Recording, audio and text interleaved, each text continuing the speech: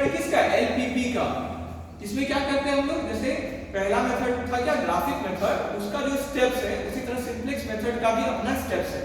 वहां हम लोग क्या बनाते थे, ग्राफ। यहाँ पे ग्राफ नहीं बना के हम लोग टेबल्स बनाते हैं। क्लियर हो गया। और कब तक टेबल बनाते हैं, जब तक कि हमारा, जैसे हम लोग डिस्कस किए, नेट बेनिफिट रो क्या नहीं हो जाए, या तो जीरो नहीं हो जाए या क्या नहीं हो जाए, नेगेटिव वैल्यू ना आ जाए, तब तक हम लोग उसको सॉल्व करते हैं। ठीक है, यहाँ पे हम लोग सिंपल वे में देख रहे हैं, एक एक चीज को बहुत डिटेल में डिस्क्राइब करके नहीं, बस हम लोग को स्टेप्स में चल रहा है। तो मेनली स्टेप्स के बेसिस पर ही सिंपलेक्स मेथड हम लोग आगे बढ़ते हैं।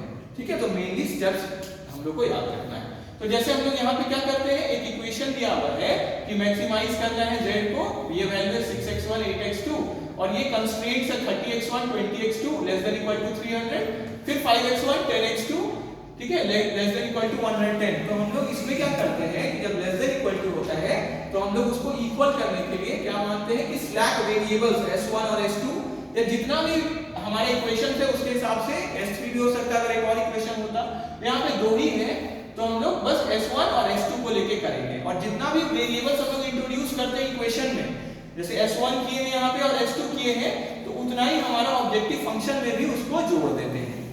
ठीक है, और क्योंकि ऑब्जेक्टिव फंक्शन में पहले से नहीं रहता है इसलिए उसका कोएफिशिएंट मतलब उसके बगल वाला वैल्यू जीरो ही रखते हैं, क्योंकि वो था ही है ही नहीं, है ना। तो 0s1 और 0s2, लेकिन पहला वाला में हम लोग s1 और s2 जोड़े हुए हैं कि अगर जितना स्पेयर आवर्स है वो क्या कर रहे हैं, हम लोग उसको डिनोट कर रहे हैं s1 और s2 से। क्लियर है आपको। तो इक्वल करने के लिए हम लोग s1 और s2 इसमें ऐड कर दिए। अब हम लोग का एक और यहाँ पे होना चाहिए क्या, x1 और x2 greater than equal to 0। उसी तरह x1 हम लोग का जो ऑगमेंटेड एलपीपी मतलब नया एलपीपी बन रहा है, ठीक है, उसमें क्या होना चाहिए, x1 x2 s1 s2 greater than equal to 0, क्योंकि आवर्स को डिनोट कर रहे हैं ना हम लोग। ठीक है, वेरिएबल है तो वो नेगेटिव में नहीं, या तो 0 होगा या क्या होगा, 0 से ज्यादा होगा। ठीक है, तो वहां यहाँ पे वो नहीं लिखा हुआ है s1 s2 का, वो भी हम लोग को इसमें जोड़ देना है।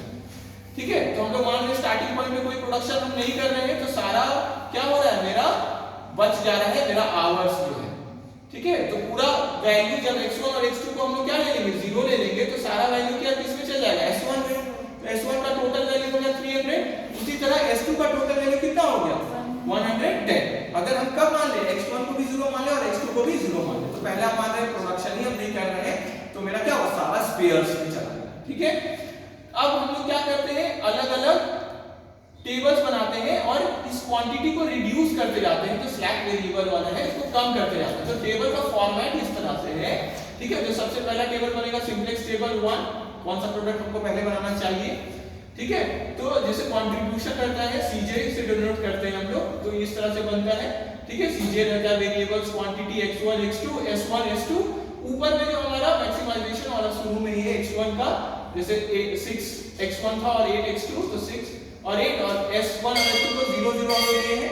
ठीक है, और ये फॉर्मेट में यहाँ पे रेशियो लिखा हुआ है, ये क्या होता है अभी देखेंगे हम लोग। यहाँ पे फिर कंट्रीब्यूशन s1 अगर हम बनाएंगे तो कोई कंट्रीब्यूशन नहीं है, मेरा कुछ नहीं आएगा क्योंकि उस पेयर में जा रहा है, s2 में भी कुछ नहीं तो 0। फिर z से ये क्या होता है, कितना कंट्रीब्यूशन आप लॉस्ट कर जाएंगे, है ना, लूज कर जाएंगे। फिर नेट बेनिफिट किसको किससे डिनोट करते हैं, cj माइनस z।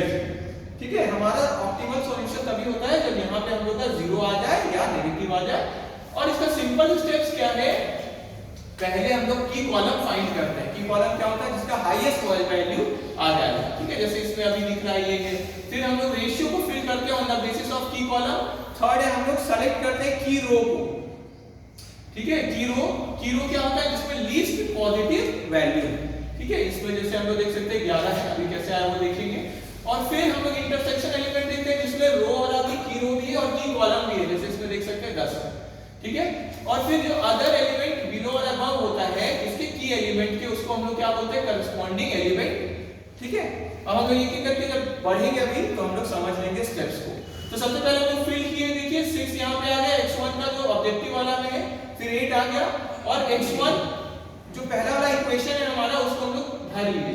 तो यहाँ पे क्या आ गया, 300 जो हमारा पहला वाला है, क्वांटिटी कितना है 300, या इसको सॉल्यूशन से डिनोट कर सकते हैं, आवर्स कितना है 300। ठीक है, किस पे हम डिनोट कर रहे हैं, पूरा किस पे लगा रहे हैं, s1 पे। इसका कंट्रीब्यूशन क्या है, 0, क्योंकि हम लोग अगर कुछ नहीं बनाएंगे तो हमारा कंट्रीब्यूशन भी नहीं है। तो x1 का शुरू में वैल्यू कितना है 30x1 और 20x2 है, तो यहाँ पे ये आ गया। फिर s1 का जो मेरा वैल्यू है वो क्या है, पहला इक्वेशन के लिए 1 है ना, और s2 तो उसमें लिए नहीं थे तो क्या हो गया, 0 आ गया। ठीक है, लास्ट में देखिए रेशियो जो है ये हम लोग जो पहले की कॉलम फाइंड कर लेते हैं, फिर इसको देखिए। उसी तरह ये सेकंड वाला भी हम लोग प्लॉट कर दिए हैं, तो 110 5 10 0 1 जो इक्वेशन का लिखा हुआ है 5 10 वैसे ही आ गया, 0 और 1 वैसे ही आ गया।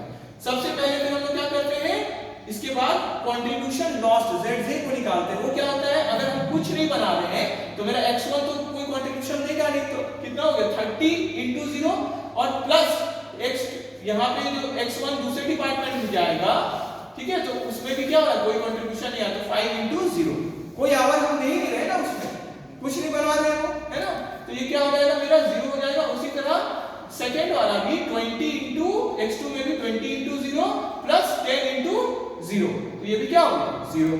ठीक है, और इसी तरह ये भी 0 आ गया, s1 वाले 1 into 0 प्लस 0 into 0, और s2 का भी इसी तरह आ गया। फिर हम लोग का जो लास्ट है, जो हम लोग को मेन ऑब्जर्व करना है, सॉल्यूशन के लिए भी देखना है, वो नेट बेनिफिट है cj माइनस zj। तो cj ऊपर में हम लिखे, zj यहाँ, तो 6 माइनस 0 कितना हो गया 6, 8 माइनस 0 कितना हो गया 8। अब हम लोग का पहला स्टेप जो सिंपलीफाइड फॉर्म में है वो क्या है, की कॉलम हम लोग सेलेक्ट करते हैं। तो की कॉलम क्या होता है, जो कॉलम का हाईएस्ट वैल्यू जिस कॉलम का, तो किस कॉलम का हाईएस्ट वैल्यू है, x2 वाले, है ना, तो यहाँ पे 8 है, यहाँ 6 है, तो 8 हाईएस्ट है, मैक्सिमम वैल्यू, तो ये क्या हो गया मेरा की कॉलम। ठीक है, और की कॉलम के बेसिस पे हमको यहाँ पे रेशियो फिल करना है। तो रेशियो का क्या फॉर्मूला होता है, quantity divided by relevant incoming value. ये जो की कॉलम है इसी को क्या बोलते हैं, इनकमिंग वेरिएबल वाला कॉलम है।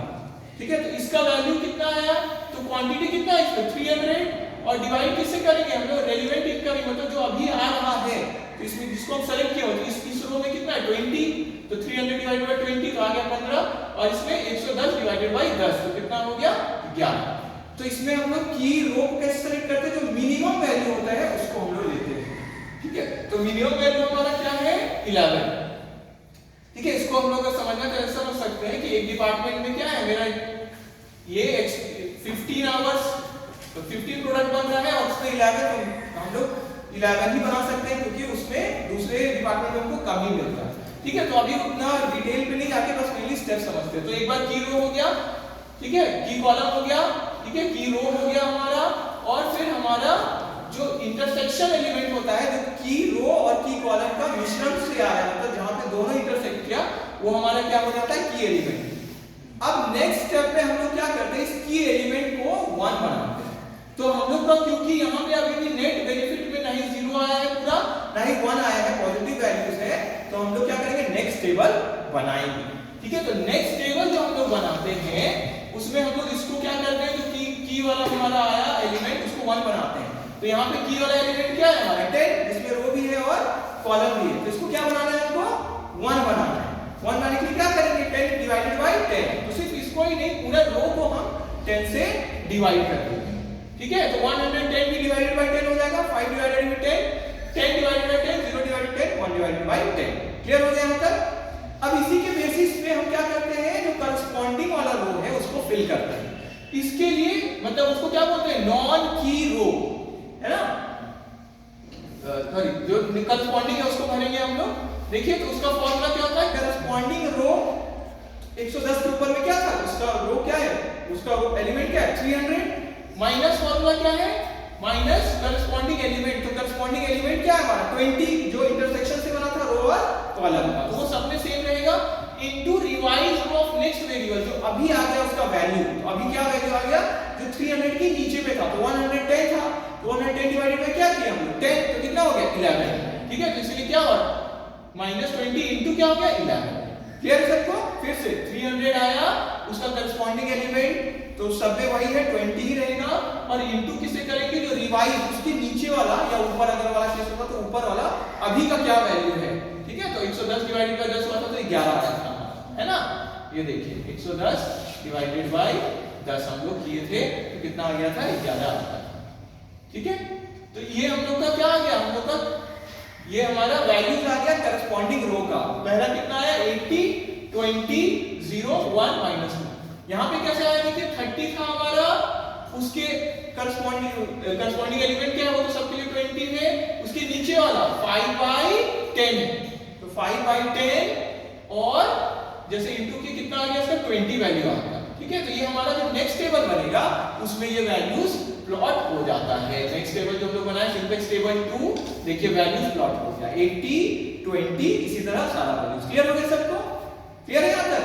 अब क्या करते हैं, तो बस वही सेम प्रोसेस रिपीट करते हैं। क्या है सेम प्रोसेस? वही हम लोग क्या करेंगे, यहाँ पे zj लिखेंगे। zj क्या है, contribution loss, 20 into 0 plus 5/10 into 8, तो ये कितना आ गया हमारा 4।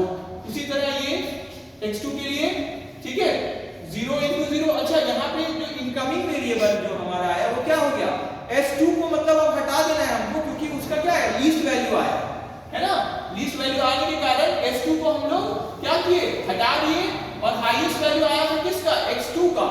x2 का हम लोग लिखेंगे, s2 हटना चाहिए, आउटगोइंग वेरिएबल वो हट गया और x2 आ गया, और x2 का हमारा कंट्रीब्यूशन कितना है 8, तो कंट्रीब्यूशन वाले कॉलम में कितना चला गया 8। क्लियर हो गया? तो इसी के बाद फिर हम लोग बस क्या किए, zj निकाले हैं, वो इनटू करके 20 into 0 प्लस 5/10 into 8, उसी तरह 0 into 0 1, फिर 1 into 8 प्लस 1 into 8, तो ये 8 आ गया। उसी तरह s1 का भी निकाल दिया, s2 का भी, तो इधर देखिए वैल्यू क्या आया हमारा 4 8, ठीक है, और यहाँ 0 और 0 जो भी आया। अब यहाँ देखिए 6, अब हम लोग जो नेट बेनिफिट निकालते हैं cj माइनस zj, ठीक है, वो कैसे निकला हमारा 6 माइनस 4 कितना आया 2, और यहाँ पे 8 माइनस 8 कितना आ गया 0। अभी भी पूरा 0 नहीं बना है, नहीं नेगेटिव बना है, तो मतलब क्या है, एक और टेबल बनेगा। एक और टेबल जो बनेगा उसका भी क्या होगा, सेम प्रोसेस। ठीक है, तो पहले इसको हम लोग आइडेंटिफाई कर लिए, हाईएस्ट वैल्यू है, तो ये क्या हो गया की कॉलम, और इसके बेसिस पे हम लोग रेशियो भर लिए, क्वांटिटी डिवाइडेड बाय की कॉलम वाला जो एलिमेंट आया है ना। तो 20 में तो 80 डिवाइडेड बाय 20, और इधर ठीक है 11 डिवाइडेड बाय 5/10, तो इधर कितना आ गया 22। इसमें फिर लोएस्ट कौन सा है 4, तो ये क्या हो जाएगा आउटगोइंग। तो अब देखिए अब कौन जाएगा बाहर, s1 बाहर जाएगा, और इनकमिंग देखिए x1 में है, तो x1 क्या होगा आएगा, तो अब s1 के यहाँ क्या जाएगा x1, और x1 का हम लोग जानते हैं कितना कंट्रीब्यूशन है 6, तो यहाँ 0 की जगह क्या हो जाएगा 6। और हम लोग फिर जानते हैं कि जो हमारा की क्या है, जो हमारा की एलिमेंट आया है उस रो को हम लोग क्या बनाते हैं, की एलिमेंट को तो 1 बना देते हैं। तो इसमें की एलिमेंट क्या है 20, इंटरसेक्शन ऑफ रो और कॉलम से 1, तो 20 को 1 बनाएंगे, सबको डिवाइड करना होगा हमको 20 से, है ना। तो जैसे हम लोग डिवाइड, जैसे अभी ये वाला स्टेप किए, सेम स्टेप हम लोग जो लास्ट वाला टेबल बना उसमें हम लोग फॉलो किए। ठीक है, ये वैल्यूज पूरा निकाल दिए, और फिर सेम प्रोसेस हम लोग रिपीट किए। क्लियर हो गया, zj निकाल दिए, फिर नेट बेनिफिट निकाल दिए, तो आप लोग रिजल्ट देखिएगा cj माइनस zj जो लास्ट कॉलम है वो 0 0 और नेगेटिव में आ गया, मतलब क्या हो गया आपका ऑप्टिमल सॉल्यूशन आ गया, क्योंकि जैसे नेगेटिव या 0 होता है लास्ट नेट बेनिफिट वाला, तो वो हमारा ऑप्टिमल सॉल्यूशन आ जाता है। इसका क्या मतलब हुआ कि हमको कितना बनाना चाहिए x1 4, जिसमें कंट्रीब्यूशन कितना हो रहा है मेरा 6, और ये क्वांटिटी आवर्स को नोट कर, ठीक है, और यहाँ पे बनाना चाहिए 9, इसका कितना हो गया 8। ठीक है, तो हम लोग बस निकाल देंगे इसका। ठीक है, तो जो आंसर आएगा देखिए 4 into 6, तो क्वांटिटी इन ऑप्टिमम टेबल, जो लास्ट टेबल है हमारा ऑप्टिमम आ गया है, इसलिए optimum table into contribution in optimal table. तो कंट्रीब्यूशन तो हम लोग जानते हैं, जो लास्ट में कंट्रीब्यूशन है इतना 6 और 8 मिल रहा है हम लोग को। ठीक है, तो 6 और 8 से इसको इनटू किया, तो आपका 96 आ गया मैक्सिमम वैल्यू। ठीक है, तो ये बन गया। ठीक है, तो यही प्रोसेस रिपीट होता है। उसको क्या करना होगा, एक बार सॉल्व करके देखिएगा, तो फिर टाइम लगेगा, लेकिन आप समझ जाएगा तो इजी लगेगा। इटरेटिव प्रोसेस, इटरेटिव क्या होता है, जो रिपीट होता है स्टेप्स। क्लियर हो गया? कब तक, जब तक ऑप्टिमल टेबल नहीं बन रहा है। ठीक है, तो हम लोग रुकते हैं यहीं पे। Thank you.